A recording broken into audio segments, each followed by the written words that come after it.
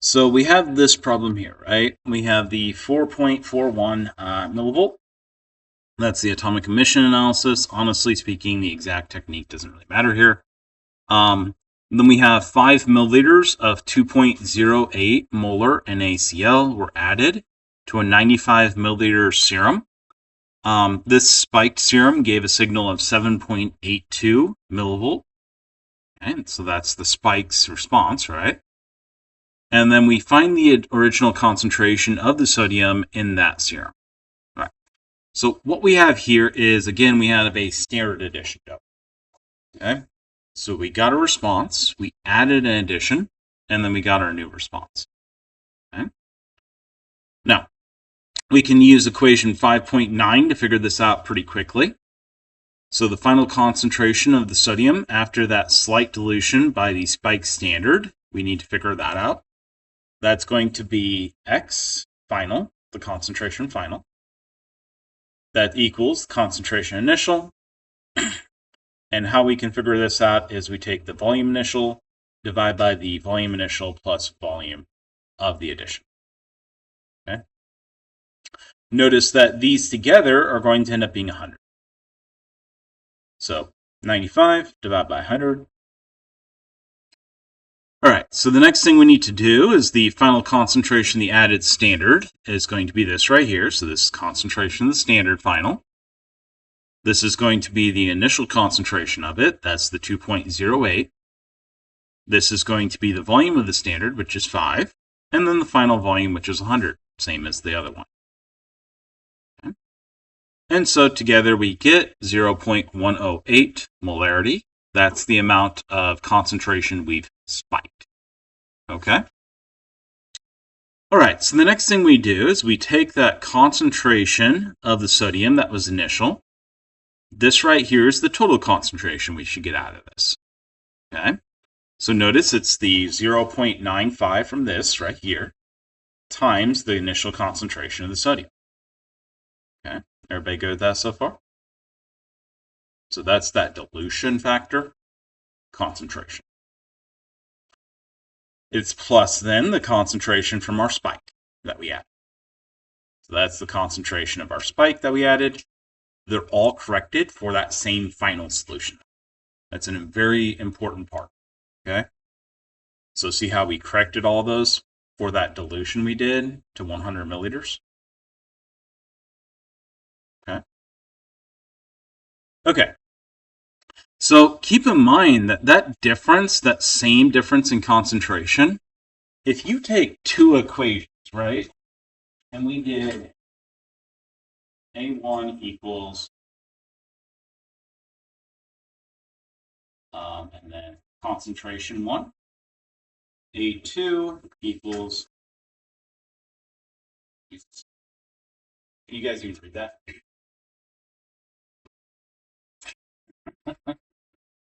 This is really going out on me. Is that better? So this is Beer's law, right? I'm just doing it twice. You guys see that okay? Okay. And so if you took two equations and divided them by each other, what would you notice about these ED terms? Cancel, don't they? Because they're constants, right? I.e. our slopes cancel. Okay? And so what you see here is we're just taking the concentration of state 1, no addition, equals the absorbance here, right? Concentration of state 2, which is those two things added together, equals that absorbance there. Okay? And all we've done is just take those two over each other. Mm-hmm.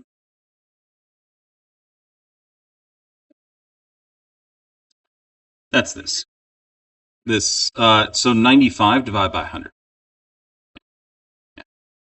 And so that's the concentration final for the stuff before the addition. This is the final concentration portion that belongs to the addition. That making sense? Mm-hmm.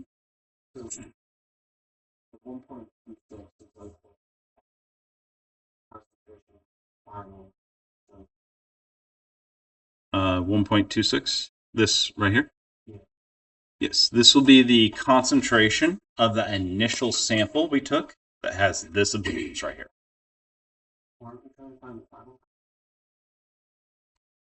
We want the original concentration of the sodium in the serum. Yeah. The final concentration would have the addition as well. By the way, if you want the final concentration, all you have to do is just take this number and plug it into this term right here. So 0.95 times this number plus the addition. Okay. Does anybody have any questions? Did I lose anybody? Mm-hmm. So is that's 0.95 times the concentration? Yeah, these same terms. Okay. Yeah,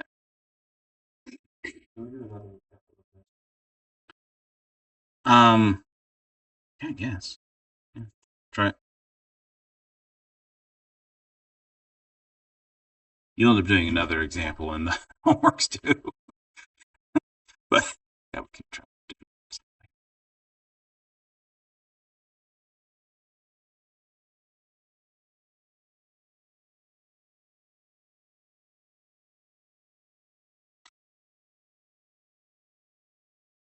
So it's the same data, but the final one after the addition is 7.09 instead.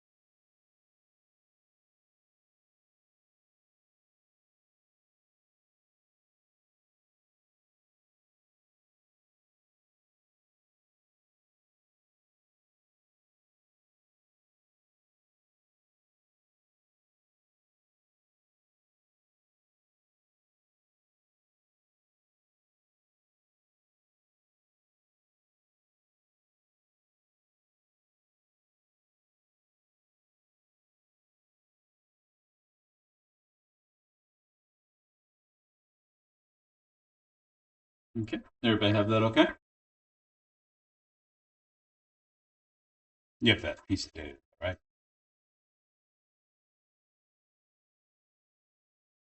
The rest of the data? You need it?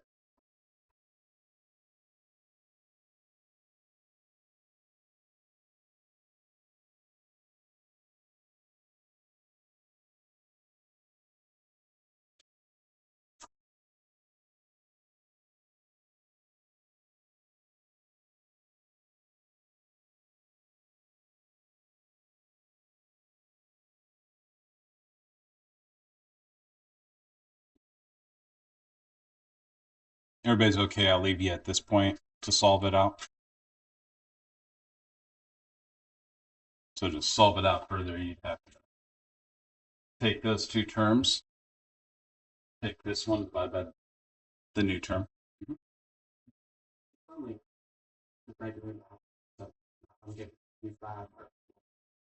don't have 0.95 times the 0.104.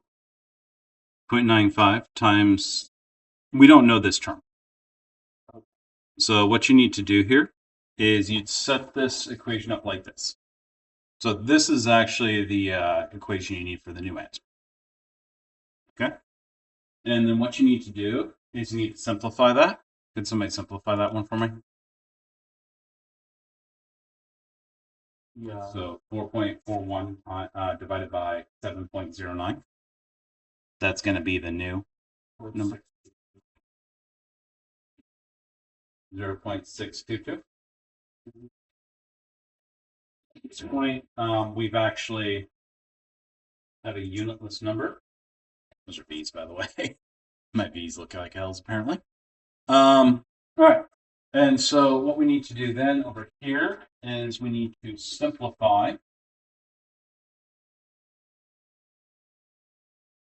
And so we can't simplify anything over here because these don't add together. If we try to divide this, it's not going to work out, right? Mhm. And so what we need to do here is we need to take the 0.95 Na plus I term plus the 0.104 polarity term. We need to take that entire term and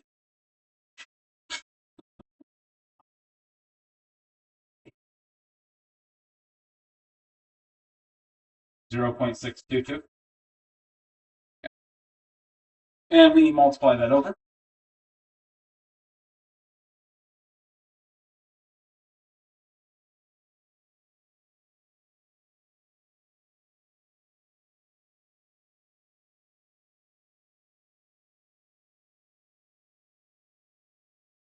And 0.4 and 0. Like so. Once you've done the multiplications, you need to subtract that over and you get your answer. Okay. And you'll notice that this is 1, right? This one ends up less than 1 because you've been taking fractions of 1 every time.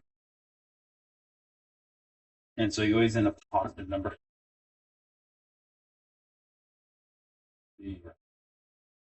So VI is the initial volume, right? Yes. What is that initial signal? This is the spike. The initial Mhm. spike. See the brackets? So brackets always mean molarity. Okay? You have concentration and molarity. This VS, the volume spike. Exactly. That's that 5 milliliters of spike, yeah. And that's why it shows up in both places here. Is that making more sense? Okay. And notice, like, you could do this formula in moles if you wanted. Okay, like that's doable. And in fact, all of it would have been in is you would have had 100 milliliters here, and then you would have had everything above 100 milliliters here because you were doing it in moles.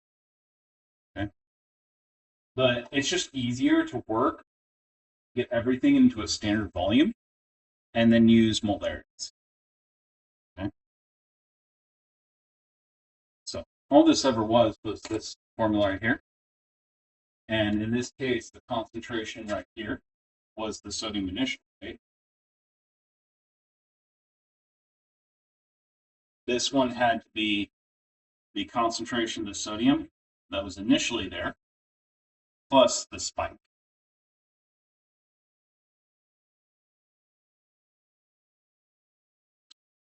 And you could have done it in reverse, by the way. Or just all the math would have been upside down. So. Would have been fine. In fact, in my opinion, this would have actually been easier to do in reverse. But the book's formula says this way, and I didn't want to confuse people more than I had to. So I find when I randomly flip things, people get confused. Mm-hmm. You okay, Bliss? Okay, so once you have that, Mhm. what do you do to like solve it? Multiply these two together. Okay, everybody go ahead and get your calculators out, and let's quickly do this one, okay? So take your calculators, multiply these together. What do you get? 5909. 5909. Okay. So that's this right here. And then this is plus, multiply these two together. Should be like 0.06 or something. 0.647. Okay. And then, so the next part you're going to do here is you're going to subtract off this value here. So that's 1.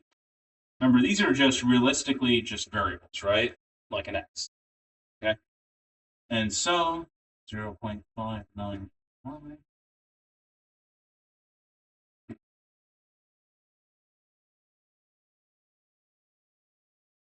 Can you guys even still see that? Okay. And so 1 minus this number here, that's going to give you your next thing. What is that? 0, 3, 1, 4, 1.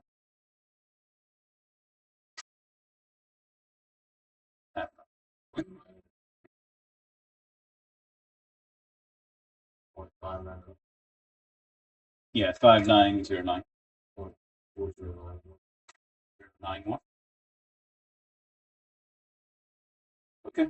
And then that's your variable. And that equals 0.0647. Remember, this is stays molarity. This actually ends up having its molarity defined by this right here. That's where the molarity is there. So then you divide over, and you get your.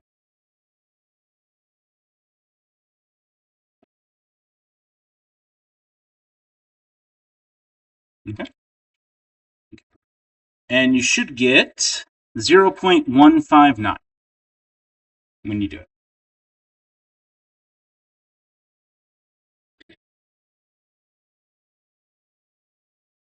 Yeah, that's about right. 6 is 1.5 times 4. So makes sense. Okay. Does anybody have any questions? I'm going to go ahead and start up on